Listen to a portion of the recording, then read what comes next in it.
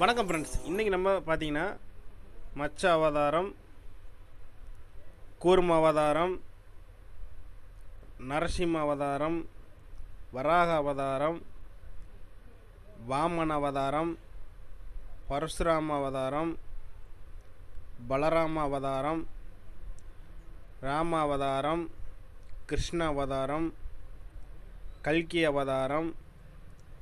இந்த ஃபோட்டோலாம் பார்த்திங்கன்னா ஆழ்வார்களோட ஃபோட்டோ. அது எழுத்து சரியாக படிக்க முடியலனால பார்த்து தெரிஞ்சுங்க.